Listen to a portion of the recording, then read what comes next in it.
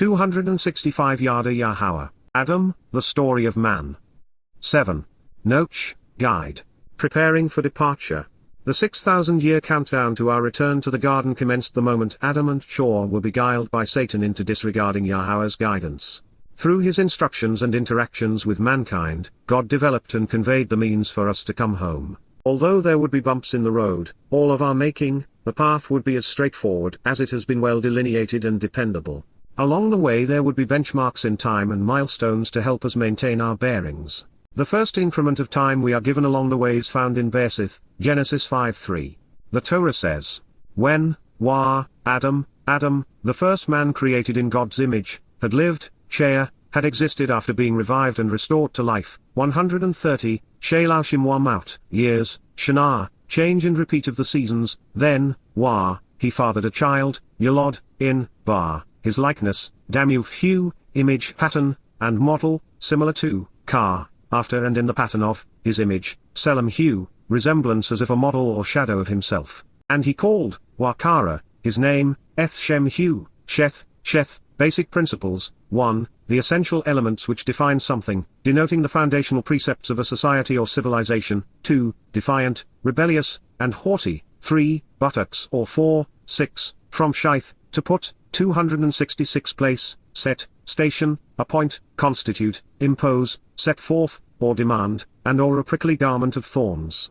Bersith, in the beginning, Genesis 5:3. By naming the fifth individual conceived in God's image, Adam's third son and the heir to the covenant. 6. And by having this name also mean basic principles, foundational precepts, and essential elements, Yahweh was revealing that his redemptive solution would be based upon his formula of 6 plus 1, man plus God equals perfection. And while that is strongly inferred, the inference of another 130 years is curious. Did Adam receive his neshama 130 years previously, or was he expelled from Eden that long ago, having camped out with Yah for over 5 decades in the garden and then worked apart for some 70 additional years? By using hayah, existed, Yah seems to be implying the former, even though the measurement of time would have been meaningless to Adam in paradise. We know that before Seth was born, Cain and Abel had grown to become a farmer and a shepherd, and one had killed the other in a frustrated and ignorant rage. So, it would be safe to say that at least 30 years transpired prior to the murder of Abel and perhaps another 30 to the arrival of his long-awaited replacement. This interpretation seems consistent with the next 2 verses.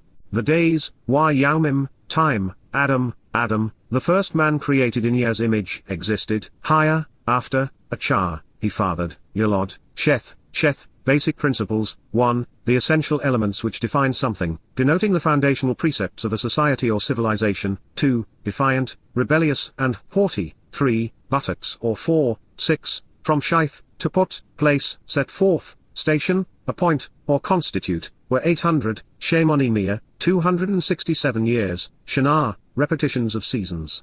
And, he fathered, Yalod, other sons, Ben, and daughters, Vath. Bersith 5-4. Therefore, all, Shurl, the days Yawmim, time, Adam, lived, Yasha'yah, was restored and kept alive, to show the way to the benefits of the relationship, Asher, to lead to the correct path to get the most out of life, were 930, Teshemia Shana wa Shalaushim, years, Shana, repetitions of seasons, and he died, Moth, he perished, Kal imperfect, actually engaged in the process of dying with ongoing implications. Bersith, in the beginning, Genesis 5:5. With an 8th day added to the 7-day celebration of Sukah, camping out, Yahweh is painting a picture of the perfect result enduring forever. I suspect that this is the reason Adam lived another 800 years after fathering Sheth, basic principles. God does not share numbers unless they are relevant and informative. Since 930 is a rather odd number, we are compelled to consider how many years Adam enjoyed the garden before he was ousted. One would assume that since free will was paramount in the Garden of Eden account, Yahweh would have had no influence regarding the timing of Adam's and Chawah's decision to disregard his advice. But in actuality, he did.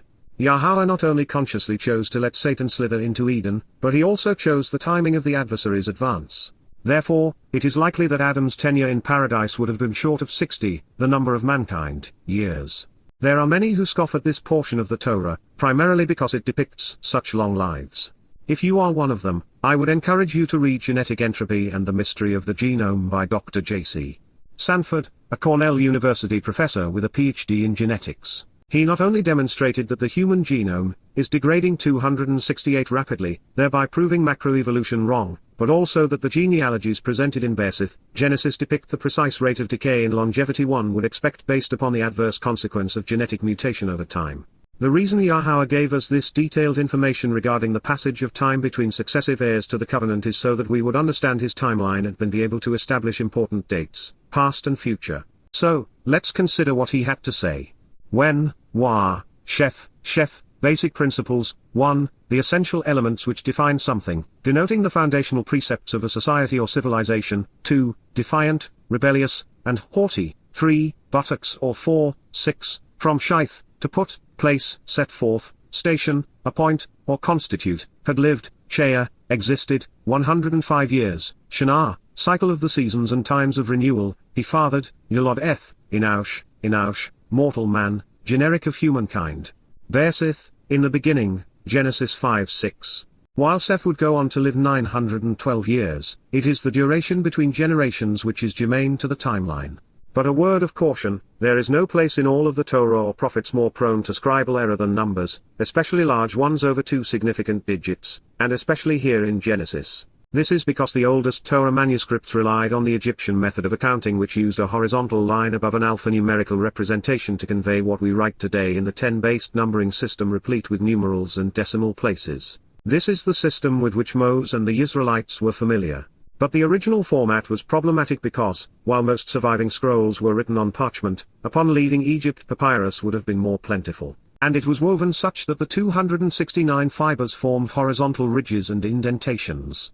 With the ink and writing instruments of the day, and with constant unfurling of scrolls, horizontal lines quickly became difficult to read as the ink faded into the shadows and cracked off the papyrus fibers. So over time, they became virtually invisible in all but the best light and circumstances. As evidence of this, it appears that Hebrew scribes, thousands of years distant from Sheth's time, left out the hundreds place in 6 post-flood and pre-Abraham generations.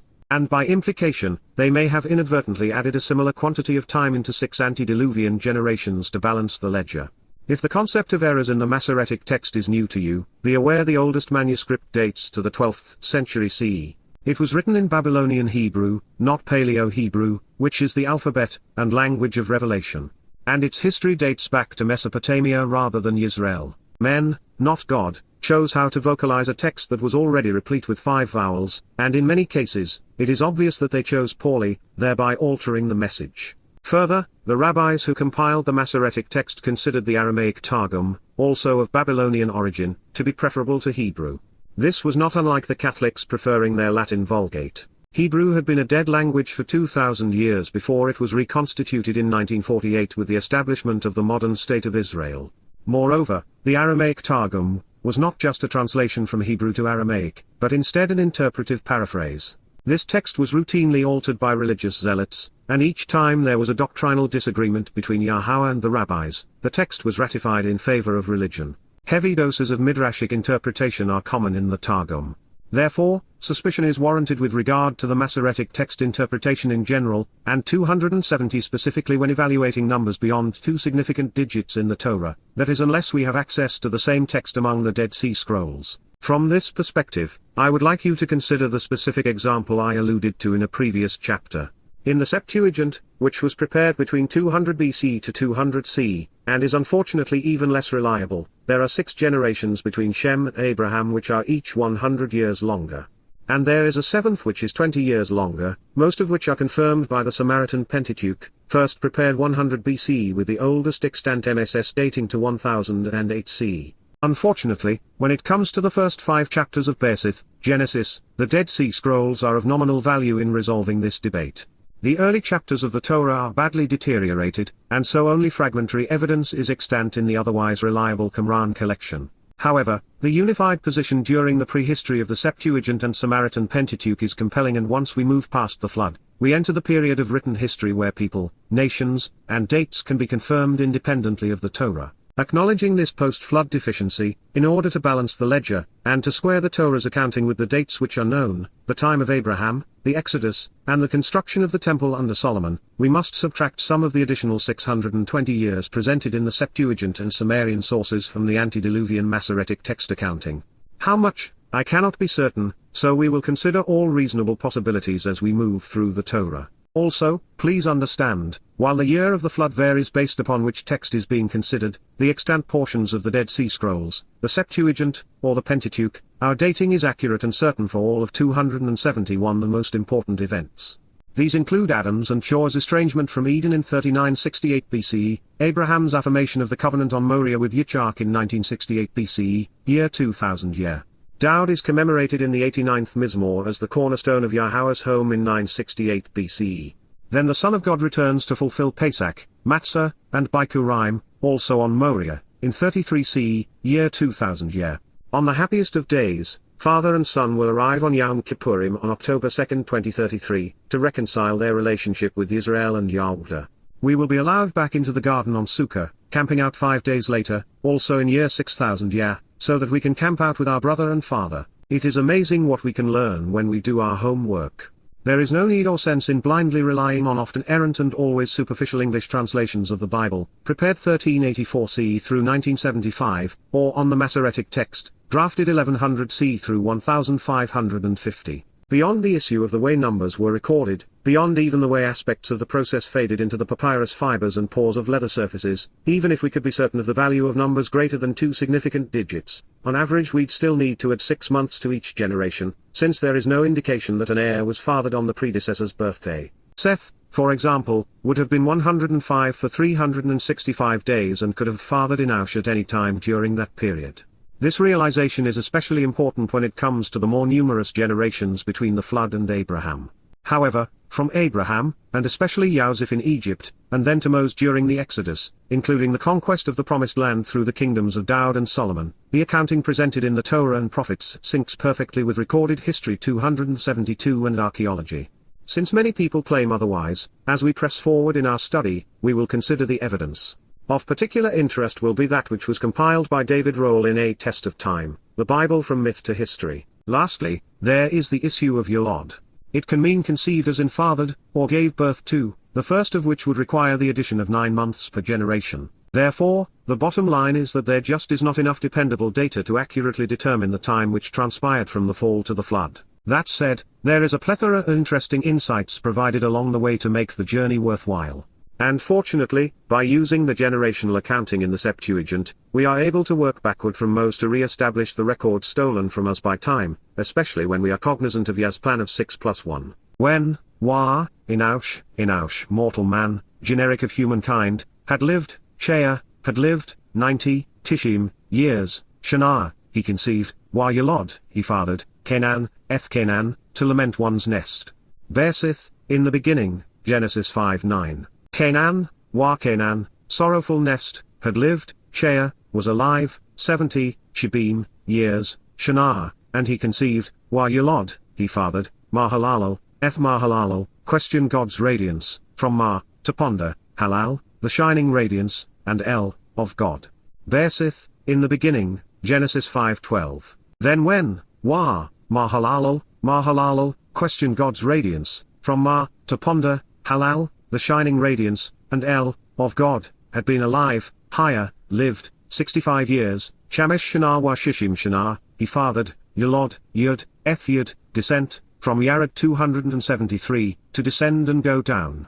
Bersith, in the beginning, Genesis 5:15. From the perspective of the parade of names, we have gone downhill, Enosh, mortal man, Canaan, sorrowful nest, Mahalalel, question God's brilliance, and Yud, descent. Along the way, the time from conception to conception has declined from 130 to 105 to 90 to 70 to 65 years.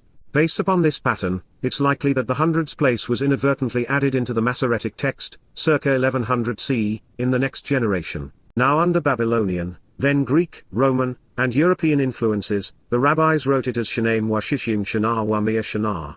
When Yud, descent, from Yared, to descend and go down, had lived, Yasha'yah, 162 years, Shanaim wa Shishim Shana wa Mia Shana, 162 or more likely, 62 years, he fathered, Yolod, he conceived, Shonok, Shonok, dedicated and favored, from Chan, to be fondly and favorably received, and Shonech, to inaugurate and consecrate training and dedication, commonly transliterated Enoch. Bersith, in the beginning, Genesis 5:18. Finally, a name with a positive attribute. Let's discover why. Shonok, wa Shonok, dedicated and favored, from Chan, to be fondly and favorably received, and Shonech, to inaugurate and consecrate training and dedication, commonly transliterated Enoch, lived, Yasha'yah, was alive, 65 years, Chamesh wa Shishim Shana, and he conceived, Yalod, he fathered, Matthew-Shelach, Matthew-Shelach, man who branches out and departs, from Math, man or male, and Shalach, to depart and be sent away, but also sprout, shoot, or branch. Bersith 5:21. 274 Shonok, wa Shonok, dedicated and favored, from Chan, to be fondly and favorably received, and Shonech, to inaugurate and consecrate training and dedication, transliterated Enoch, walked, Holok, traveled, followed, and journeyed, with the Almighty, Ethar Elohim, alongside the Mighty One, after, Achar, beyond the time, he fathered, Yalod Hu, he conceived, Matthew-Shelach, Matthew-Shelach, man who branches out and departs, from Math, man or male, and Shalach, to depart and be sent away, but also sprout, shoot, or branch, 300 years, Shalaushmir Shana, and conceived, wa Yalod, fathered other sons and daughters, Ben wa Bath. Bersith 5:22. Thus all, wa Shirl, the days Yaum, time, Shonok, wa Shonok, dedicated and favored, from Chan, to be fondly and favorably received, and Shonech, to inaugurate and consecrate training and dedication, commonly transliterated Enoch, lived, hayah, existed, were, hayah, 365 years, Shema wa Shishim Shana wa Shalaushmir Shana. Bersith 5:23. Accordingly, wa Shonok, dedicated and favored, from Chan, to be fondly and favorably received, and Shonech, to inaugurate and consecrate training and dedication, transliterated Enoch, journeyed, Holok, traveled, followed, and walked, with the Almighty, Ethar Elohim, alongside the Mighty One, and he vanished, wa in Hu, then he was not, absent or naught as an exception, allowing us to ponder where he has gone. For indeed, ky, because surely by contrast, denoting an exception, God, Elohim, grasped hold of him and took him, lakek selected, accepted, laid hold of, received, collected, obtained, and acquired him, kal perfect, actually at that moment. Bersith, in the beginning, Genesis 5:24. 275 We should all strive to walk with God. And we should all hope for Yahowah to grasp hold of and accept us. Therefore, Ein, translated as vanished, was written from our perspective here on earth. Shonok, Enoch was removed from the material realm to be with God. It was the first of 7 harvests. And not so coincidentally, Enoch was the 7th name on this list. Beyond God wanting to be with Shonok, Enoch, there was another reason for this to have occurred. Yahowah wanted to impress upon us the importance of walking with him. There is no better way to make this point than by telling us that the first man who did so was grasped hold of, selected, accepted, received, and acquired by God. Therefore, Shonok's name means dedicated, indicating that he took his relationship with Yahowah seriously. It means to inaugurate, indicating that he may have been representing harvests of other souls which would follow. He was consecrated, which conveys that he was comfortable being set apart from that which was popular and common, such as religion and governance. And for these things, Shonok was treated favorably by God and thus removed from a world corrupted by men. To stress the importance of this point, after revealing that Abraham's decision to leave Babylon served as a prerequisite for their initial meeting, Yahowah asked the patriarch of the covenant to walk with him. Man walking with God is the essence of what God desires, our very reason for being, the purpose of the covenant family. He is seeking an engaged and uplifting relationship, where we stand upright and are willing to explore in his presence. Second, everything Yahowah does follows his 6+1 plan. There are 7 harvests of souls. The first was Shonok, Enoch, symbolizing a selective acceptance 276 of someone whose company God enjoys. 2, Lot from Sodom, symbolizing the removal of a family prior to the town's destruction in Bersith, Genesis 18 and 19. 3, Eliach, Elijah, Yah's God, symbolizing Israel's return from Baal's Babylon, their restoration and harvest in Melachim, 2 Kings 2. 4, Dowd's role in the fulfillment of the Mikra of Pesach, Matzah, and Bikurim in Kara, Leviticus 23 and Mizmor, Psalm 22. 5, the upcoming harvest of the children of the covenant prior to the worst of Jacob's troubles. This will signify the fulfillment of the Mikra of Towrah, which is what makes it unique among the 7. 6, upon Dowd's return with Yahowah on Yom Kippurim, the day of reconciliations in year 6000 year we will celebrate the ultimate family reunion. And then 7th, we will return to Eden, beginning an eternity with God. Before we leave the statement, which depicts the harvest of the first human soul, let's do a quick accounting. At face value, the years from Adam and his fall to Noach and his ascension total 987. Adding an average of 6 months per generation, we arrive at 990 years and could go as high as 995 depending upon how we deal with the timing of conception and birth. This is near a millennial marker, especially considering the unreliability of early numbering systems. There are very few things as important to years bringing his family members home. The man named after the primary symbol for the source of eternal life, Methuselah, lived longer than anyone in human history, 969 years. When, Methuselah, man who branches out and departs, from man or male and shalak, to depart and be sent away, but also sprout, shoot, or branch, had lived, existed, 187 years, Shibathim wa shamanim shana wa mia shana, he fathered, wa yalod, then he conceived, 277 to learn and then teach. Bersith 5:25. When to learn and then teach, had been alive 4, had lived, 182 years, Shanem wa shamanim shana wa mia, he conceived, wa yalod, a son, then. Bersith 5:28. And he called, Wakara he designated and proclaimed, read and recited, welcomed and invited, announcing, his name, Shemhu, Noach, guide and leader, to direct to a safe and peaceful place, from Naka, to lead and guide creating an opportunity for a more favorable state which is reliable and can be trusted, and Nuvak, to provide a place for the spirit to settle down, rest, abide, and remain, saying, La this one, Zay, shall change our minds and bring us comfort and relief, Nachim. He will cause us to reconsider and to relent, encouraging and consoling us, from min, our practices, customs, and deeds, Marseille and Aknu, our work, occupations, and labor, our pursuits, habits, and conduct, even fate, peel imperfect, object enjoys the ongoing benefits, and also from, min, the vexing nature and suffering, itzaboun, the physical sensations, aches and pains, and displeasing worship, of our hands, Yod and Aknu, our endeavors and influence, a metaphor for individual power, capacity, and control, away from the earth, min ha'adama, from the soil and ground as well as from this world where mankind dwells, which because of the relationship, Asher, Yahowah, written as directed by his Torah, teaching regarding his hayah, existence, has cursed it, Arahai, has placed a scourge on it.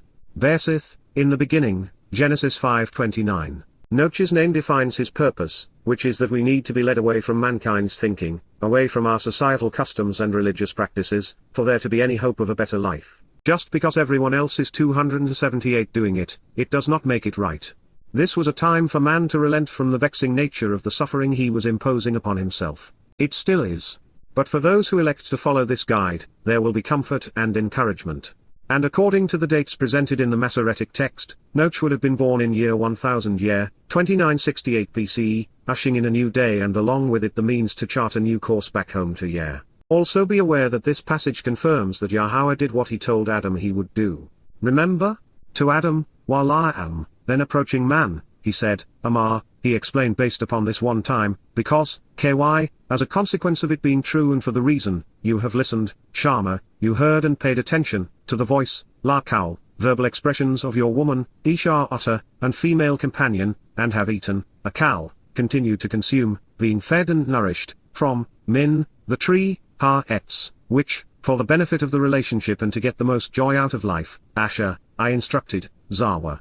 I had communicated clearly and audibly to you, Otter, saying, Lama, approaching to convey, do not make a habit of eating, Loakal, do not consistently or continually consume food, from it, Minhu, the earth, Ha-Adama, the ground and land, has been cursed and has become annoying, Ara, has been inflicted, injured, and harmed and will be vexing and infuriating, Kal passive participle, the earth as a result has become perturbing and worrisome, in this way because of you, Varbur Otter, with regard to you and as a result of you. You will labor, engaging in strenuous work, Itzaboun Otter, you will be stretched physically, and suffer aches and pains as you expend considerable energy and toil, to eat of it, Akal high, to consume nourishment 279 and be fed by it, all the days, Shurl Yaumim, of your life, Chea Otter.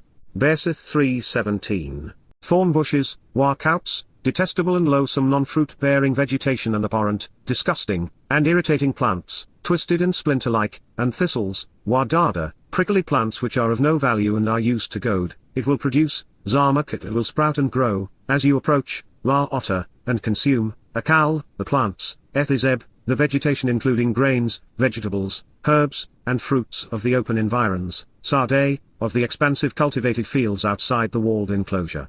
Bersith 3:18. By the sweat, barzia, of your brow, apotter, you shall feed yourself, akal lechem, you will eat bread, until you return, adshu water, to the ground, el ha-adama, to the earth, because, ky, for this reason, from it, minhai, you were taken, lakak, you were grasped and obtained, collected and received. This is because, ky, you are a collection of particles comprising matter, a pa-otter, you are little more than dust, and into the elements which comprise the earth, wa el apar, unto dust, dirt, and fine particulate, you shall return, shu, you will be transformed. Bersith, Genesis 3:19. Upholding consequences and fulfilling promises is Yahweh's trademark. We, therefore, know what to expect from him. As mentioned, based upon the Masoretic text, and largely confirmed within the Dead Sea Scrolls, Noach's birth becomes a candidate for the first millennial marker. The man who would come to symbolize the engaging and protective nature of the covenant is indeed a worthy nominee.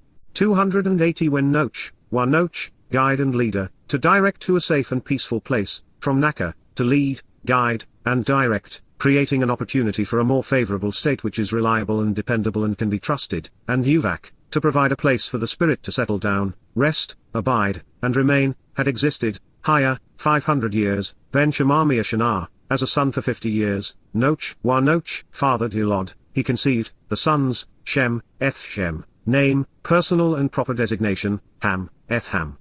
Sweltering hot, and Yefith, Yefith, I am open, errantly transliterated Japheth. Bersith, in the beginning, Genesis 5:32. With this in mind, the 12th century CE Masoretic reads, when, Noach, guide and leader, to direct to a safe and peaceful place, creating an opportunity for a more favorable state which is reliable and can be trusted, was a son, Ben, for 600 seasonal cycles, Cheshmia Shana, then, the flood, Harmopool, the deluge of inundating and overwhelming waters, occurred, hayah, happened of waters, maim, over, al, the region, eres, land, area, or territory. Bersith, in the beginning, Genesis 7:6. If we accept the genealogies from the expulsion to the flood as retained in the Masoretic text at face value, exactly 1,000 years would have transpired from the commencement of our countdown to Noach's birth. Then it would be 600 additional years to the flood. And while those numbers speak more of planning and happenstance, keep in mind that the millennial intervals, or 20 Yahweh periods, 20x, 7 by 7 plus 1 equals 50, do not appear particularly meaningful to God. They serve as confirmation dates, not fulfillment periods. The ark upon the waters is a confirmation of Yahweh's plan of salvation, not an 281 enactment of it. 40 Yahweh, not 20, is the prescribed number of completion.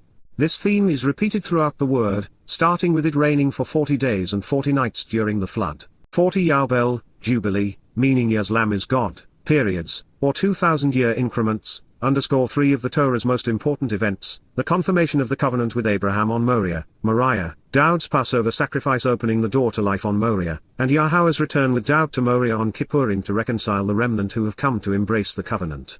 The first two events occurred in 1968 BCE and in 33 CE respectively, and the last will occur in 2033. Moving past Noach's birth, the other confirming event which marked the odd-numbered millennia included laying the foundation of the first temple in 968 BCE on Mount Moriah. And there is some evidence that the next was reflected in the poisoning of the water under Moriah in 1033 CE in accordance with the Bamidbar, Numbers 5 divorce decree. As we open the 6th chapter of In the Beginning, we find that far too many Bible translators ignore hayah, render ky when rather than indeed, and then pass over chal as if it were not there. As a result, they typically say, when man began to multiply.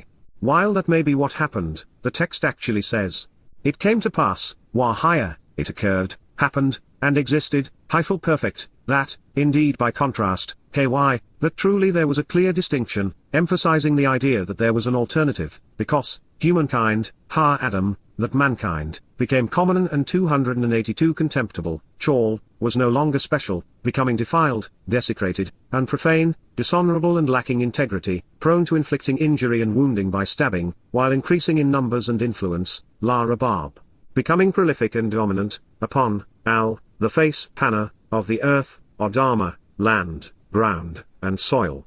Moreover, in addition, daughters, bath, female offspring, were born, yalod, to them, lahem. Bersith, in the beginning, Genesis 6:1. Hayah, meaning to be or to exist, and by implication to happen or occur, is unique among Hebrew verbs because it has the distinction of serving as the basis of Yahweh's name. He explained to Moses. God explained to Moses, hayah eni asher hayah eni, I am who I am, and then he said, therefore, you should say unto the children of Israel, hayah eni, I am has sent me unto you. Shemoth, names, Exodus 3:14. This declaration was immediately followed by and explained, therefore, you should say unto the children of Israel, Yahowah, the God of your fathers, the God of Abraham, the God of Yitzchak, and the God of Jacob has sent me unto you. This is my name forever. And this is the only way I want to be remembered and known for all generations. Shemoth, names, Exodus 3:15. As such, hayah holds the honor of being the most uniquely relevant and profoundly unique word in the Hebrew lexicon. Like all things Yahweh values, it is set apart, and thus uncommon, as are those who choose to spend eternity with him. Indeed, by contrast, chalal is the inverse of hayah. It is contemptible and profane because it is common. Humankind began well. We were conceived in Yahweh's image and lived in a perfectly satisfying and tremendously 283 joyous place. But with the knowledge of bad, we moved precipitously in that direction. And as a result, humankind had become rabah, increasingly chalal, common and contemptible, which is to say religious, political, and militaristic. Defiled and profane, dishonorable and lacking integrity, we were no longer special. Then we became ever more unappealing to the creator of life when we chalal, became prone to inflicting injury, and wounding others by stabbing them. Chalal is important because it reveals what was responsible for mankind's fallen state. To defile is to trample down and make unclean, and impure. It is to corrupt that which was good, sullying, dishonoring, and contaminating it. To profane is to abuse something valuable, to treat something good with irreverence and contempt. It is to debase, make unworthy, and vulgar. And to desecrate is to violate the sanctity of something which was once good. It means to treat disrespectfully and irreverently. To show contempt is to despise. It stems from a lack of respect or reverence. Contempt is willful disobedience. Knowing Yah, trusting Yah, relying upon and loving Yah are predicated upon the opposite of chalal. The most telling of chalal's translations is its preferred rendering, common. We were conceived to be special, unique among all living souls, and yet we, like our genome, devolved as we desecrated and defiled ourselves through our most prevalent forms of pollution, religious and political schemes. Lies proliferated, becoming popular, while the truth became as scarce as it is in political and religious pronouncements. In addition, to chalal is to pierce, stab, wound, and injure. Rather than celebrating life and cultivating it, we 284 were destroying it. The surface of the earth had quickly become polluted and deadly. Nothing has changed.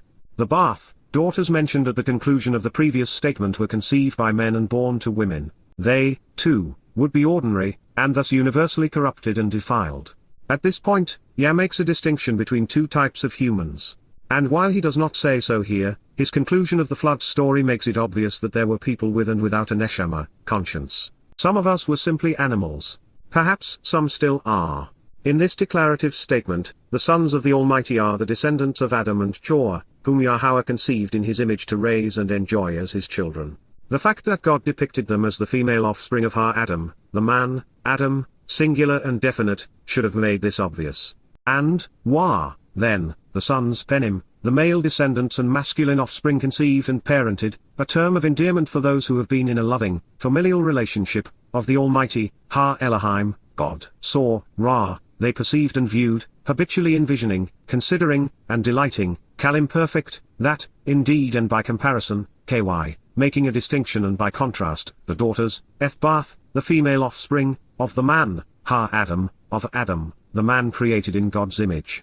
Singular and absolute, were beneficial and valuable, Topena, they were perceived to be useful and thus desirable, beheld as attractive and good because they were pleasurable and fun, especially productive and pleasing. So now, it follows as a result that, they grasped hold of and took, lakek, they collected and obtained, selecting and seizing, for themselves, lahem, women, isha, females, from any, min shurl, out of all and from 285 as many, which, asher, to reveal what they thought about relationships and the way to live one's life, they chose and desired, basher, they preferred and selected and they examined, tested, and probed, cal perfect, at that moment in time. Bersith, in the beginning, Genesis 6:2, in that Yahowah created Adam in his image, blowing his neshama, conscience into him, we would do well to consider Adam as a son of God. The daughters of Adam, this man would represent the other Homo sapiens who were roaming around east of Eden as Adam's and Chawah's descendants. Therefore, these neshama-equipped humans naturally wanted women who shared the overwhelming advantage that a conscience gave them over lesser-equipped people. No doubt, Yahowah made Chawah Tob, beautiful and desirable in addition to beneficial and valuable. In the garden she was no doubt pleasurable and enjoyable, even fun. These attributes were transferred to her offspring, making them considerably better, more useful and productive than lesser endowed females outside of the garden. In a world of men piercing and wounding other men and animals to survive, such women would have been exceedingly valuable. And that is why they were preferred and chosen, selected and seized. If we were to devise a litmus test for human society, we would discover that in the most acidic of them, men have their way with women, treating them as inferior, even as property. As a salient example, it is the primary reason Muhammad was able to attract men into his ranks and turn them into savages. Without misogyny, Islam would not have prevailed. But Muslims are not alone. Man grabbing, examining, testing, and probing any woman he chooses, without consideration of her desires, has been prevalent throughout human culture. 286 profaning his creation, depriving women of free will, and polluting the earth while wounding the living was not the course Yah had plotted. As such.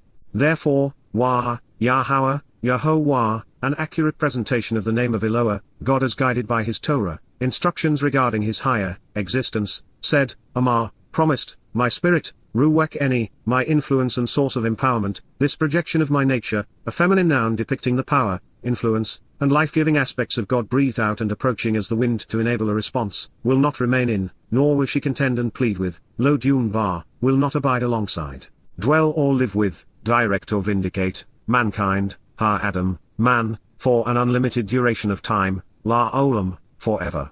As a result of, bar sargam, in this regard also, because of, what he has preached and proclaimed as an animal, hubasar, his preaching on life, and as a result of him as flesh with a physical body, publishing a message, his time, yamim hu, his days, will exist as, hayah, will be for a time, cal perfect, 120 years, mia isrim shana. Bersith, in the beginning, Genesis 6:3. Yahowah's Ruach, spirit is feminine. As such, she represents the maternal aspects of God's nature. Without her influence in our lives, without access to her ability to enlighten and perfect, we would have no hope of finding or knowing Yah. Withdrawing her from us after a time affirms that there is a limit to Yahowah's willingness to plead with man to respond to him. Prior to the flood, the water vapor shield which Yah spoke about in Bersith 2-6, at least in this time and place, would have precluded the sun's most damaging rays from eroding the elasticity of our cells. This would have enabled humans living then and there to renew and replace cells at 287 faster rate for a much longer period. This combined with a less disease-ridden and degraded genome would have enabled the perfectly designed humans who emerged from the garden to live for a very long time. But that was all about to end. True to his word, from this time forward, 120 years has become the maximum extent of a human life. That number is also important prophetically. Yahowah will go on to say that the generation which experiences the Holocaust, Mizmor, Psalm 102, will be the last generation. The most you can add to 1932 through 1948 is 120 years, and even then, that's stretching it. Reason tells us that we are looking at the millennial marker of 2033, which is exactly 40 Yobel from Dowd's fulfillment of Pesach in 33c to his return on Kippurim in 2033. There is a theme here, one I doubt many, if any, have considered. As one man, Adam was good. As a woman, Chawah was also good. Together, they had the capacity to be good or bad, and we know what they chose. And in doing so, neither took responsibility and each blamed someone else. When the two became four with the addition of Hebel and Can, it was not long before man began to covet, became enraged, learned to lie, and became a murderer. And outside of the garden where men were many, man was basically bad. As one became many and families became societies, cultures and civilizations, men and women became increasingly evil. As an example, if I were to ask you to name a single civilization, from Sumer, Babylon, and Assyria, to the Hittites, Canaanites, and Egyptians, the Greeks, Spartans, Persians, Romans, or Carthaginians, or even the Aztecs, Incas or Mayans, to the Americans, Germans, Russians, and Chinese, which treated its citizens fairly and its neighbors appropriately, in all of human history, could you name one? 288. The question, is man basically good or bad, is answered by another, how many of them are there? Gang mentality, where an individual's sense of right and wrong becomes collectivized, is the bane of religious and political institutions. The first group of people Yahowah identifies, whether they be a community, culture, or civilization, were oppressive and murderous. They were also overtly religious, political, and militant. An errant rendering of Nephilim in the next verse is almost always translated to infer that giants were living on the earth. I can only assume that the Latin scholars who did so missed the religious and political connotations and assumed that physical prowess would be the only reason to mention such people. The Nephilim, ha-Nephilim, plural of Nephil, those who prostrate themselves and will be cast down, those who have fallen away and will die, those who attack and oppress, representing a miscarriage of life, existed, hayah, were for a limited time, kal perfect, in the land, bah eres, within the region, territory, or area, in those days, bah yamim ha-hem, during that time, and also, wagam, afterward, achar, thereafter at a later time. Bersith, in the beginning, Genesis 6:4. From the beginning, religions have had their victims bowing down, prostrating themselves often to Satan as a result of his desire to be perceived as their Lord and God. As a consequence of having ignored Yahowah and his word, out of apathy, ignorance, and/or convenience, the Nephil have become victimized by religion, and are oppressed in this life and then either die or are cast down in the next. Today, read achar, at a later time, the people best known for their repetitive prostrates are Muslims. That is significant because Naphish was also the second to last son of Ishmael, Islam's patriarch. And as you might 289 suspect, the Naphish were an Arabian tribe. That is to say that Islam, the Arabic word for submission, is not new. Satan has been corrupting men for a long time. His favorite strategy remains to present himself as God. It is the essence of the terrorist chant of Allahu Akbar. Allah is the greatest, or so the fallen messenger wants fallen man to believe. As a result, chen, therefore, of this relationship, Asher, to reveal their way in life, the sons of God, Beni ha Elohim, the offspring and children of the Almighty, came upon and pursued, Boel, arrived and included themselves in association with, the daughters of the man, Adam, Bath ha Adam, the female children of Adam, singular and absolute, and they bore children to them, Wa Yalod lahem, so they became pregnant and gave birth such that they became fathers. These were those, Hem ha Ish, male individuals, magnifying themselves, the victorious warriors who were powerful and acclaimed politically and militarily, gibowr, those considered influential and heroic from the upstanding to despots, the accomplished with ability to achieve, the rich and powerful, from the very beginning, min asher min olam, and for a very long time, everlasting, the most renowned individuals, Ish Hashem, people whose names and reputations are known. Bersith, in the beginning, Genesis 6:4. While bo is used on occasion to speak of sexual contact, it actually means to come or go, to arrive and enter. It speaks of returning, pursuing, and being included relationally with others in a limited group. There is nothing derogatory about bo.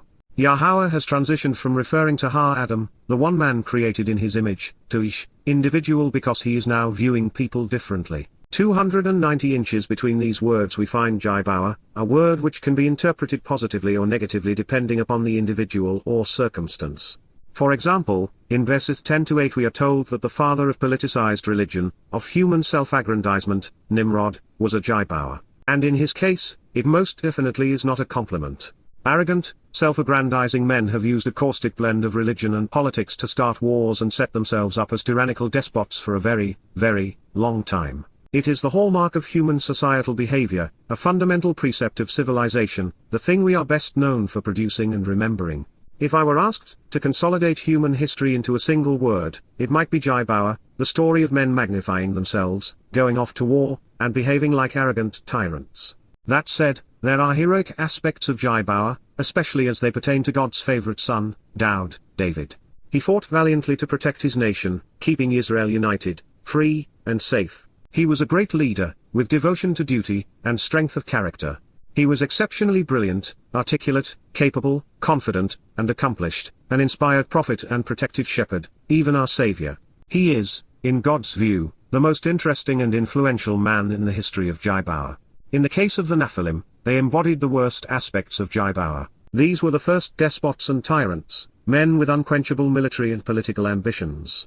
We know of them because of their ruthlessness. They were good at intimidating and killing other men.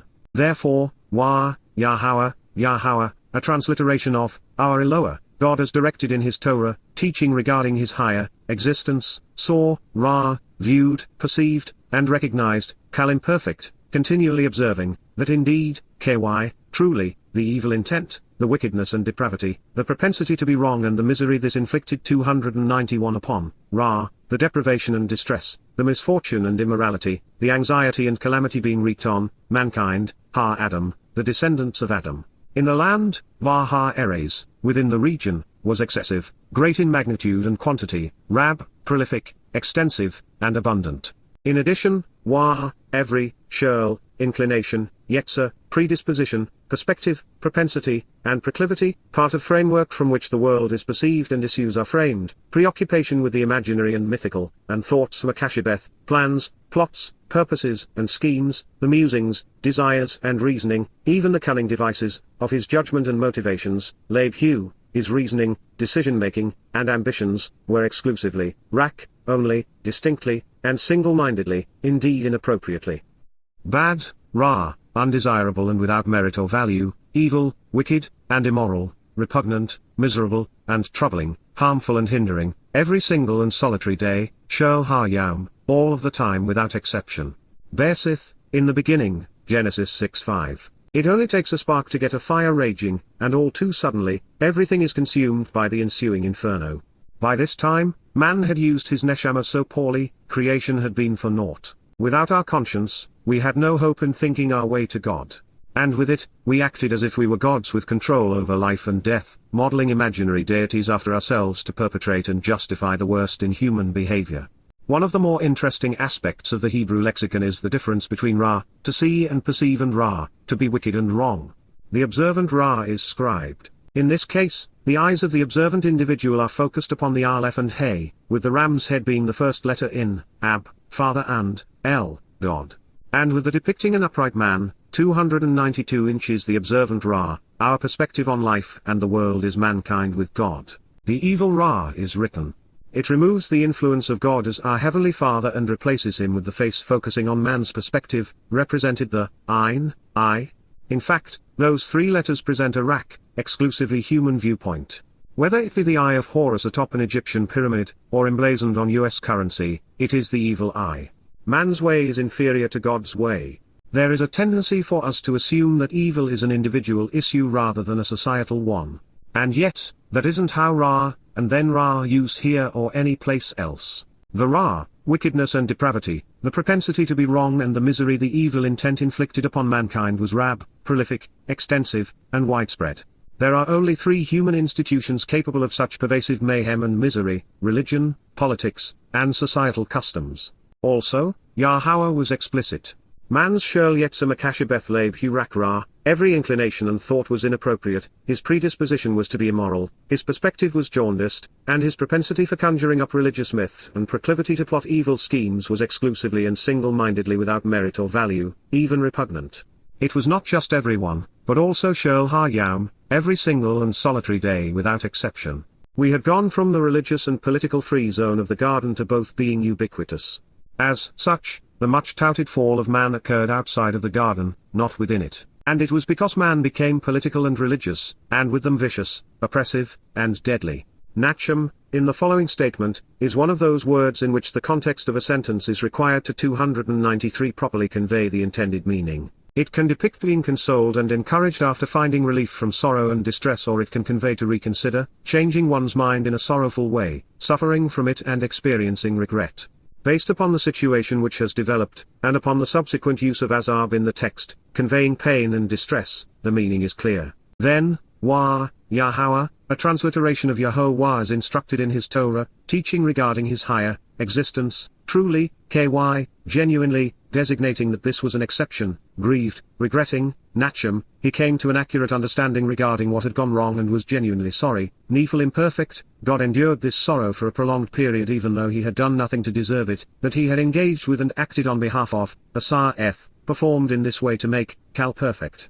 At this moment in time, Adam, Adam, mankind, within this region, Eres, along with the earth, and, he was deeply hurt that he had been misinterpreted, and that his intent had been deliberately twisted and distorted, Azab, he was displeased and disappointed he had been misconstrued, even grieved by the religious idolatry and perversions, Hitbail imperfect, independently, he had come to rue the false representations regarding him, affecting his motivation and thinking, La Labe Hu, to his core, his heart and judgment.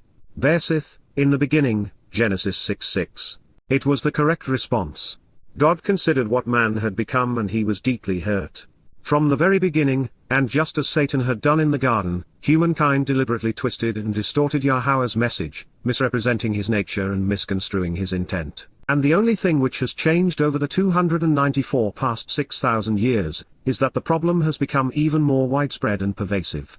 The reason God was grieved was that mankind was falsifying and distorting his guidance and instructions, which is something that is done by the religious, even today. And based upon the previous statement, he was frustrated by man's propensity to deceive, oppress, and kill, which is also the legacy of institutionalized human endeavors. These are societal problems, cultural issues, and the product of civilization.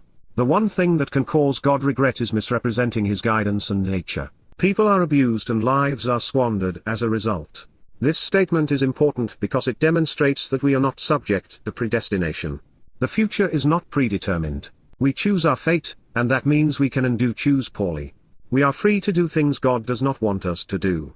In addition, the realization that God experiences grief tells us that, for him, love and relationships are very real. Life is not a game.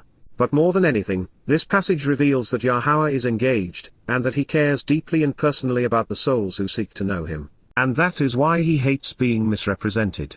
There are two, vastly different, ways to render verses 6 to 7 because Maha's primary meaning is to wipe away. This can be applied to wiping out one's presence or washing away an impurity. Based upon what has been said and will transpire, the cleansing connotations of Maha are the most adroit fit for the context. Furthermore, min can mean from, out of, or because of, and ad can be translated as forever, until, prey upon, or to a continuous extent demonstrates similarly. Most English translations render it as to and then suggest that the Lord wants to blot out, animals, creeping 295 things, and birds in addition to man. Since that does not make sense, and is inconsistent with what follows, I've chosen because to represent min, and has continuously become consistent with and prey upon as the most rational and complete rendering of ad in this context. None of this means that I am smarter, or a better linguist, than other translators. But given the choice between rational and irrational, between consistent and inconsistent, I have elected to render the word in the manner which makes the most sense in context, being true to the terms God chose while at the same time delivering a result which is in harmony with his nature. And I have made a point of providing you with the Hebrew terms upon which these translations are comprised so that you can readily affirm or challenge what I and others are reporting. So, Yahowah, God's name transliterated as guided by his Torah, instructions on his hayah, existence and his role in our shalom, reconciliation as Eloah, Almighty God, said, Amar, declared, I will wash away, removing the impurities, Maha, I will extend the boundaries and then cleanse by wiping away the filth, Kal imperfect, actually and continually, with regard to the man, Adam, within the people, whom for the benefits of the relationship, Asher. To reveal the proper way to get the most out of life, I have created, bara, I have conceived and fashioned, bringing into existence, Kal perfect, from, min, out of, upon, al, over, the face, pana, presence of the ground odama, of the earth as in dust, dirt, and soil, because, min, for the reason and by way of comparison, mankind, Adam, humankind, has come to prey upon and has continuously become consistent with, ad, is forever plundering and spoiling. Seeking another victim as an ongoing witness of the essential nature as, animals, behema, beasts, as far as, ad, to the same degree as, being a creature who is always moving 296 around, remus, creeping about, while preying upon birds flying about, wa adof, in the sky, harshamim, atmosphere or heavens. Indeed, truly, making an exception and emphasizing this point, I am grieved, nachem, I have come to an accurate understanding regarding what has gone wrong and express sympathy and sorrow, nephil perfect, God felt this way due to no fault of his own and would soon be over it, because, for the express reason, I have engaged with them, asahem, I have acted upon their behalf, expending considerable energy for them, perfect. Bersith, in the beginning, Genesis 6:7, as we shall soon see, Yahweh's instructions to Noach, who appears next in this story, would be to save his creation. He was frustrated with man's propensity to be wrong about him and to be vicious toward others. He wanted a fresh start, something which could be achieved by wiping away the impurities. And the best way to achieve this would be to inundate the region where this was occurring with copious amounts of water. It has always been the most universal solvent. As such, we are on solid ground rendering Maha as I will extend the boundaries and then cleanse by wiping away the filth. Further, based upon everything Yahweh has revealed thus far, from his perspective the man he had conceived in his image was now acting like an ordinary animal, albeit more disingenuous and treacherous. Just as the other animals were not suitable for Adam, Neshama man was ill-suited for the relationship Yahweh envisioned. As we make our way through Yahweh's testimony, we will find that Asa is best understood when it is rendered engaged with or acted upon. Hebrew has much better words to express the concept of made. It is most comfortable presented in a relational sense whereby 297 God performs on our behalf when we engage with him and act upon his instructions. If anything, Yahweh was disappointed that he had taken Adam out of the realm of the ordinary, placed him in a unique garden, breathed his neshama, conscience into him, and then developed a meaningful relationship. It was a case of unrequited love.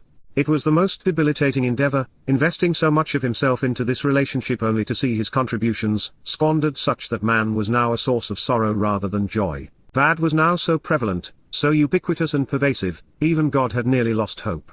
Elsewhere in the Torah and prophets, Yah tells us that his power, energy and ability, and his capacity for mercy, compassion and favor, are infinite. Therefore, we must conclude that his patience, his willingness to continuously witness evil, is limited. As such, we should again take note that Yahweh, himself, does not profess unending tolerance of that which corrupts and deceives his creation, and face the reality that there is a limit to hope. And today, once again, mankind is on the precipice of exceeding those bounds. Fortunately, there were then, as there are now, individuals who have found favor with Yah. And yet, so then, Noach, guide and leader, one who directs to a safe and peaceful place, from Naka, a trustworthy leader and guide, reliably creating an opportunity for a more favorable situation, and Nuvak, to provide a place for the spirit to settle, abide, and remain, found, Matzah, discovered and obtained, learned about, came to possess, and experienced having gained information not commonly known, perfect, favor, chen, a fortuitous response, acceptance, mercy, compassion, fondness, and kindness. A special and beneficial consideration which made him beautiful, 298 charming, pleasing, and agreeable, in, Yahweh's, Yahowah, an accurate presentation of the name of Eloah, God as guided by his Torah, instructions regarding his hayah, existence, eyes, ein, sight and presence, point of view, perspective, perception, and understanding. Bersith, in the beginning, Genesis 6:8. Names mean a great deal to Yahweh. Most convey an essential and relevant truth. For example, since by this time, mankind had become more bad than good, more fallen than upright, God provided a guide to show us the way back home, to his secure and restful, joyous and good, home. And please take note, while we are still in the early days of the covenant, the path to return is by way of Yahweh's mercy. Matzah explains how Noach came to find favor with Yahweh, and by example, how we should respond. Our Heavenly Father has always communicated with and revealed himself to those who want to know him, whether it be through an audible voice, an inner sense of purpose and direction, and or through his word and spirit. Those who seek, find. Noach came to experience Yah's mercy because he discovered and obtained, learned about and came to possess, information not commonly known. And so have we. Further, Matzah suggests that, once Noach took the initiative to know Yahweh, God responded in kind, engaging with Noach to keep him and his family informed and safe during a difficult time. Chen, meaning mercy, is descriptive of Yah's means of reconciliation. Merciful and compassionate, Yahweh has responded to man's fallen condition by providing the restitution required to make us beautiful and acceptable again, at least in his eyes. The relationship severed by 299 man's poor choices would be restored by way of God's capacity to love. I find it interesting that chen is the base of chana, which means to rest while camping in a tent shelter. It is through God's chen that we get to celebrate the mikra of Sukah and camp out with God throughout eternity. In the context of what came before and what follows, God wants us to know that his focus is on delivering individuals and their families from the negative consequences of human malfeasance. Noach was chosen to pilot the ark because he was Zardak, right about what was important to God. This is, a lay, adding perspective on this subject, a written record of the story and the genealogical record, told out, the inscribed account of the birth and descendants and family line, of Noach, guide and leader, one who directs to a safe and peaceful place. Noach, trustworthy guide and reliable leader, was, hayah, actually existed in this moment at time as, perfect, an upright, zardik, a correct thinking, right-minded, righteous, redeemed, innocent, and just individual, person of integrity, tamim, unblemished and unimpaired, completely correct and truthful, entirely sound and wholesome, in, his generation, Dowrah, household, encampment, home, and dwelling place. With the Almighty, Elohim, alongside God, Noach, guide and leader, a trustworthy and reliable individual, walked, journeyed through life, hit pale perfect, independently and of his own initiative, completely devoid of societal influences at this time. Bersith, in the beginning, Genesis 6:9. Noach, like Dowd, was Zardak, right regarding God. He was a man of integrity, someone unimpaired by 300 society. This is what made him so exceptional that he was acceptable. Rather than bowing down and worshipping God, he walked with him. In his generation, there was only one such individual, making him one in a million. In terms of God's popularity, very little has changed. Based upon this pronouncement, as well as what was revealed with Abraham and Lot, the supportive wives and engaged children of Zardak individuals are afforded special dispensation regarding their approach to God. They can capitalize as did Sarah, or squander it, as was the case with Lot's wife and daughters. This reveals that, from Yah's perspective, relationships are personal, important, and familial. In a fallen world, Noach was upright, standing tall in the presence of Yah. In addition to being correct and right, Zardik, a variation of the more common, Zardak, speaks of being vindicated and acquitted. These are specific forms of salvation. Set in a legal context, it means to be declared innocent of all charges, to be declared not guilty. And all it takes is to be right with God. Yahowah walked in the garden with Adam and now is accepting Noach because he chose to walk with him. Since God is repeatedly emphasizing the importance of being mobile and upright in his presence, I would like to share something we will repeat later in this volume. Yahowah never says bow down in my presence, so he is not asking us to worship him. He does not demand that we stand at attention, which indicates that we are to be at ease with him. He did not issue a command to march, so we are not following orders. God did not say run, therefore, he is not expecting that we keep pace. He did not say fly, which suggests that there is no particular skill required on our behalf. He did not even say jump, so we can take our time. God did not say ride either, indicating that he will provide whatever transport is required.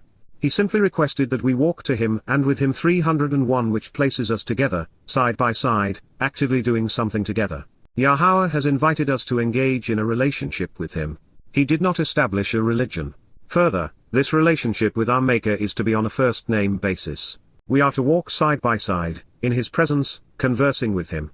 Noach, guide and leader, a trustworthy and reliable individual, fathered Yalod, 3, Shalaush, sons, Benim, named, Shem, name, describes Israel and especially Yahweh, but may also include the Middle East, Cham, sweltering hot and enraged, symbolic of Egyptians and Africans, and Yefith, he is open and easily persuaded, enticed or deceived, errantly transliterated Japheth, indicative of Europeans. Bersith, in the beginning, Genesis 6:10. This passage is one of many that helps explain why certain numbers are important to Yah. 1 represents God, for he is one. 2 designates a relationship, such as being with God in the covenant. 3 is the number of family, of mother and father becoming one to have a child. Therefore, it should not be surprising that the most closely related words to Shalaush, 3 mean acting as a unit and growing, becoming larger and more firmly rooted. Emphasizing this point is why Noach had 3, not 2 or 4, sons. 4 and 40 represent the completion of a time of testing, as we shall soon discover during the flood. 5 is the number of confusion. 6 is the number of man, which is why Sheth was so named. And 7 is perfection, serving as the basis of the Shabat. 7 is the result of combining God/1 with man/6. Following the flood account in Bersith 10, the genealogies of these 3 men, Shem, Cham, and Yefith, 302 were used to create a table of nations, or at least realms which would have some direct involvement with Israel, either good or bad. Shem's sons were Elam, Ashur, Arpachshad, Lud, Aram, Uz, Hul, Gether, and Meshech. Cham's sons were Cush, Miraim, Put, and Canaan. Japheth fathered Gomer, Magog, Madai, Javan, Tubal, Meshech, and Tiras. God then says of these individuals, each had their own language, land, and nation. Shem's sons migrated to Mesopotamia, forming Sumer and the Assyrian and Babylonian empires. Cham's sons journeyed to Canaan, and northern Africa. And Japheth's boys became Europeans, beginning with Greeks and Romans, but later fodder for Islam. Elements would remain in the Caucasus region of eastern Turkey, between the Black and Caspian seas. One of his sons, Gomer, shared a name with the temple prostitute Haushah. Hosea would marry to demonstrate Israel's unfaithfulness. Thus far, Yahowah has spoken of the fallen state of humankind in unflattering ways. We have learned that man had become common and contemptible, chal, no longer special, becoming defiled, desecrated, and profane, dishonorable and lacking integrity, prone to inflicting injury and wounding by stabbing, while increasing in numbers and influence, la rabab, becoming prolific and dominant. Man had already begun treating women as objects to be taken and property to be owned and controlled, so now, it follows as a result that, they grasped hold of and took, lakek, they collected and obtained, selecting and seizing for themselves, lahem, women, isha, females, from any, minshel, out of all and from as many, which, asher, to reveal what they thought about relationships and the way to live one's life, they chose and desired, basher, they preferred and selected and they examined, tested, and probed. 303 His time on earth was constrained as a result of, Barsagam, in this regard also, because of, what he had proclaimed as an animal, Hubasar, his preaching on life, and as a result of him as flesh with a physical body, publishing a message. Yahowah called the result Nephilim, those who prostrate themselves and will be cast down, those who have fallen away and will die, those who attack and oppress, representing a miscarriage of life. Of the Nephilim, he said, these were those, Hem-ha-ish, magnifying themselves, the victorious warriors who were powerful and acclaimed politically and militarily, gibowr, those considered influential and heroic from the upstanding to despots, the accomplished with ability to achieve, the rich and powerful, from the very beginning, minasha min olam. Continuing to describe the fallen nature of humankind, Yahowah saw that indeed, the evil intent, the wickedness and depravity, the propensity to be wrong and the misery this inflicted upon, the deprivation and distress, the misfortune and immorality, the anxiety and calamity being wreaked on, mankind, Adam, the descendants of Adam, in the land, Eres, within the region, was excessive, great in magnitude and quantity, prolific, extensive, and abundant. He assessed, his every, inclination, yetzer, predisposition, perspective, propensity, and proclivity, the way he perceived the world and his preoccupation with the imaginary and mythical, and the thoughts, Makashibeth, plans, plots, purposes and schemes, the musings, desires, and reasoning, even the cunning devices, of his judgment and motivations, Leibhu, his reasoning, decision-making, and ambitions, were exclusively, only, distinctly, and single-mindedly, even inappropriately, bad, undesirable and without merit, evil, wicked, and 304 immoral, repugnant, miserable, and troubling, harmful and hindering, every single and solitary day, hayam, all of the time without exception. This disappointed Yahowah to the extent, he was deeply hurt that he had been misinterpreted, and that his intent had been deliberately twisted and distorted. He was displeased and disappointed he had been misconstrued, even grieved by the religious idolatry and perversions. Man had devolved, mankind, Adam, humankind, had come to prey upon and has continuously become consistent with, is forever plundering and spoiling, seeking another victim as an ongoing witness of the essential nature as, animals, behema, beasts, as far as to the same degree as, being a creature who is always moving around, remus, creeping about. To all of this, God added. Now, the region, Eres, the territory, area, and land, in God's, Elohim, presence, Lapana, from his perspective and in his proximity, was perverted and corrupt, Shakath, ravaged, rotten, and ruined, devastated and destroyed, becoming a putrid and polluted slime pit of corruption, oppression, and decay, not unlike a dungeon where captives are held against their will, with troubling lack of integrity. Moreover, the land, Eres, the region and territory, was filled, was replete and overflowing, satisfied and wholeheartedly in compliance with, was loudly proclaiming and occupied, with violence, cruelty, and injustice, destructive and maiming influences, terrorism as a result of everyone being wrong or wronged, brutality, killing, thievery, plunder, ferocity, malice, oppression, and looting without any moral restraint, often transliterated Hamas. Bersith, in the beginning, Genesis 6:11. 305. Do you suppose it is a coincidence that Allah's most popular terrorist organization in Israel is named Hamas? It is certainly fitting. During the years I spent exposing and condemning the terrorist nature of Islam, I was often confronted with the rebuff: the God of the Bible was also violent. I would respond by saying that the ratio between nurturing and harsh, moral and immoral, verses in the 2,200-year-older text is more than 500 to 1 favorable, whereas in the Quran, that is reversed by a factor of less than 1 in 50. These books are opposites in this regard. Beyond this realization, what I wanted to convey was unfortunately beyond the grasp of most people in the talk radio listening audience. However, the answer is exposed here. There is a consequence of being tolerant of deceitful, destructive, and deadly dogmas and of the people these politicized religions infect. It is not compassionate or caring, even forgivable, to show mercy to the merciless. Therefore, Yahweh exposes and condemns those who threaten the well-being of his people as an act of compassion. We should do the same, no matter how unpopular.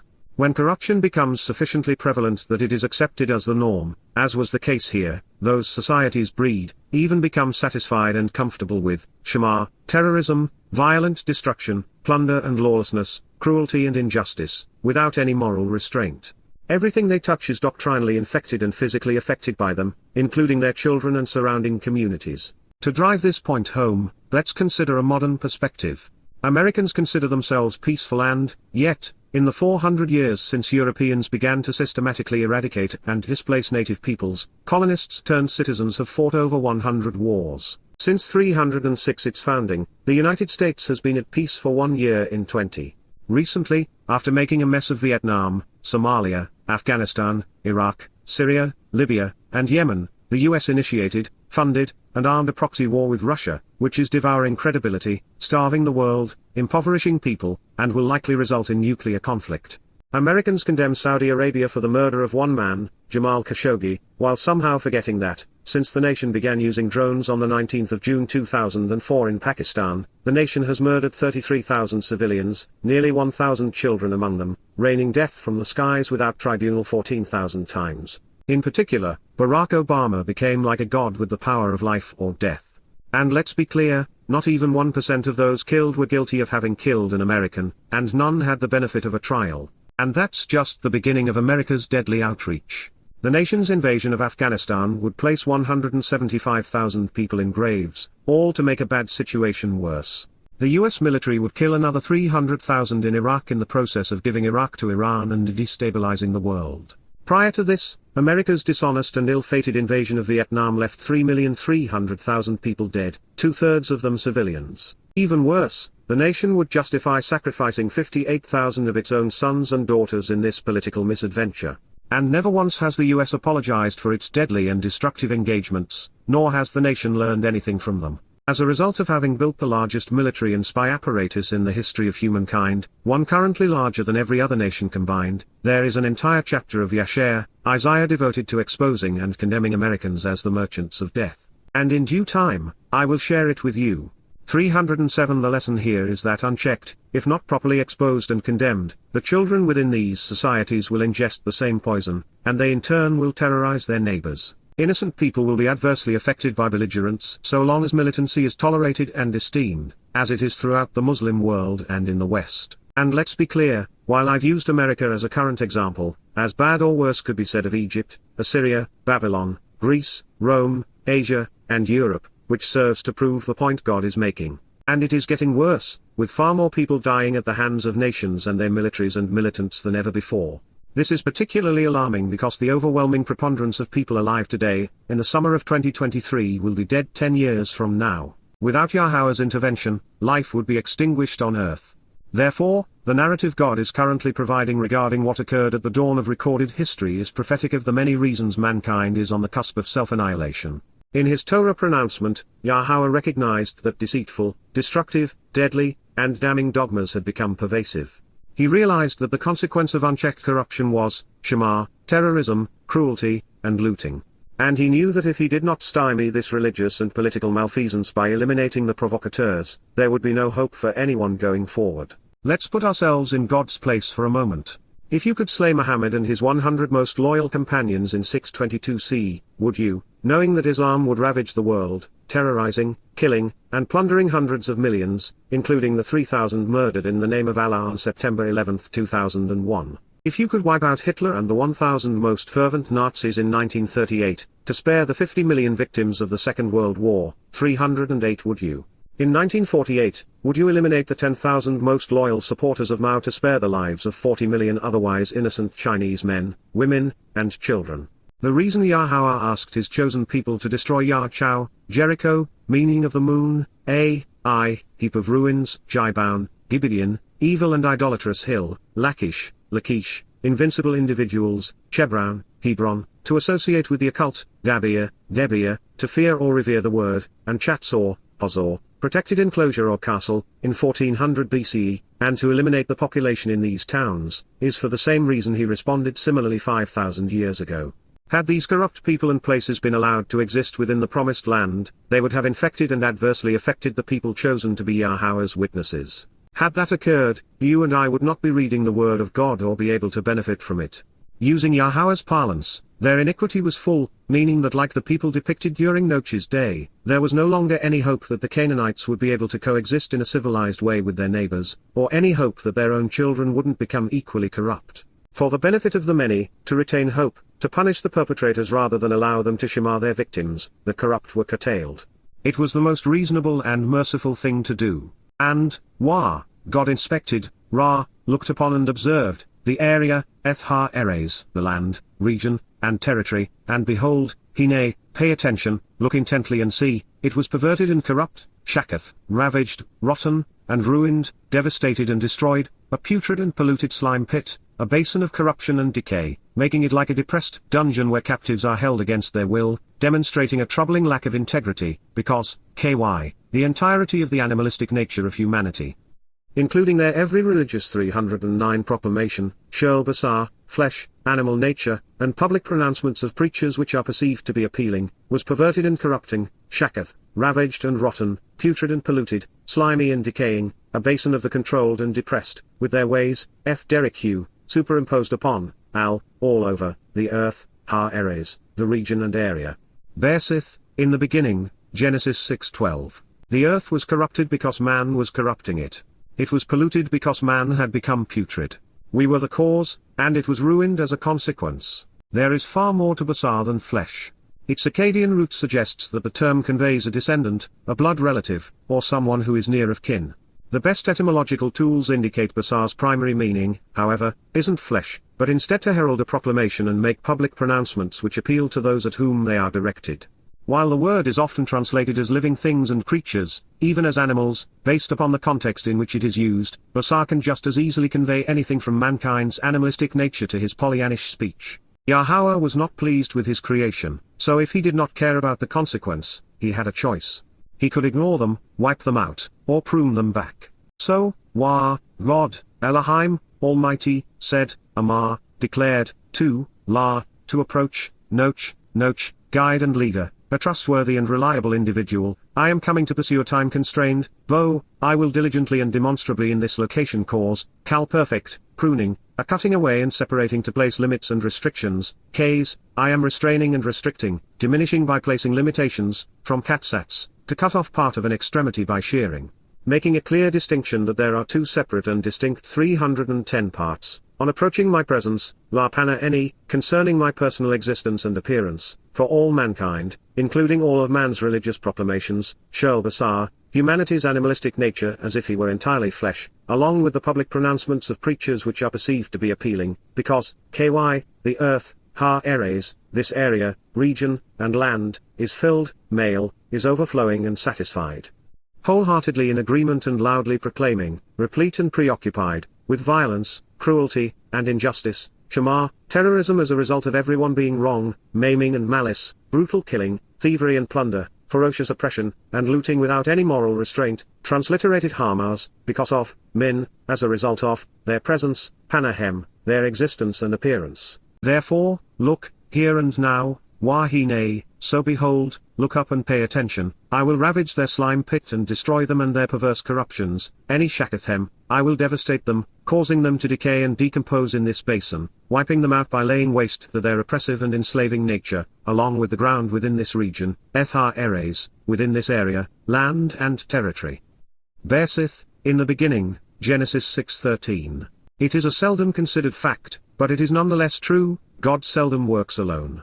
Adam was at his side in the garden when God engaged on behalf of the life he had created, and now Noach would build his ark to rescue man and animal. As we move forward, we will discover that without his 7 meetings with Abraham, there would be no covenant. Had he not partnered with Moses, an 80-year-old shepherd, his family would not have been liberated from oppressive slavery nor returned to the promised land. 311 He led his people and approached his chosen with Samuel, through whom he anointed Dowd the Mashiach, Messiah. And it was with Dowd, David that he shepherded his flock, uniting and protecting Israel. He used Solomon to build his home on Moriah. He deployed prophets to speak to fallen men in hopes we would listen. He then fulfilled Pesach, Passover and Matzah, unyeasted bread leading to Bikurim, firstborn children through his son. He even spoke of using a chota, sucker emerging from the root from which Dowd grew, who would be a Nakri, observant foreigner, to call his people home. The most influential and powerful being in the universe, its creator and the author of life, chooses to work through implements of his choosing. It is, therefore, not only wise for us to consider why he engages through individuals like Noach and his family, Abraham and Sarah, Yitzhak and Jacob, Moses and Aharon, Shamuel and Dowd, but to also contemplate why he chooses these particular men and women. If I were to answer either question now with depth and clarity, I do new readers a disservice, because discovering these answers on your own is an important part of this journey. But please, consider why this man, who was walking with God apart from the Nephilim, was tasked with building a ship that Yahowah could have provided instantaneously. As we approach them, think about what made Abraham, Moses, Shamuel, and especially Dowd uniquely desirable. And while doing so, appreciate that this is far more than a cerebral exercise. When we know what God likes, we become ever more like him. We do not have to be perfect to approach Yahowah, just correctly assess what he wants and then be willing to go where his words lead. Yahowah did not have to explain his rationale to Noach. God created man and the earth he was polluting, so 312 it was well within his prerogative, even his responsibility, to clean up the mess we had made. However, since he shared his concerns and objectives, it is prudent for us to consider them. Yahowah wants us to be informed, to know what is going to happen before it occurs. When life plays out exactly as he has foretold, we learn to trust him over time. And in this relationship, there is nothing more vital than trust. God wants us to understand his thinking. If we agree with him, it is an opportunity to bond by sharing common objectives. If we disagree, it is probably best that we go our own way, because Yahowah is not going to change on our account. He addressed Noach by name because doing so is the hallmark of a good relationship. We are unique individuals and Yah approaches us as such. Further, Noach's name explains his purpose in this story. He is here to lead us away from what God dislikes and guide us safely to the covenant. By using bow in the perfect conjugation, we discover that Yahowah is coming to pursue an objective at this moment in time. He will be diligent in demonstrating his intent in this particular location. And when his objectives are complete, he will depart. One of the more interesting words in this declaration is kays. It is derived from katsats, meaning to prune, cutting of an extremity so as to leave a clear distinction between the two now separated and distinct parts, one detached and dying and the other attached and living. This is the difference between the ways of man and the ways of God, between Goim and Yisrael, between the estranged and the covenant. We are either with man or with God. There would be a clear distinction with one separated from the other, one dying, the other living.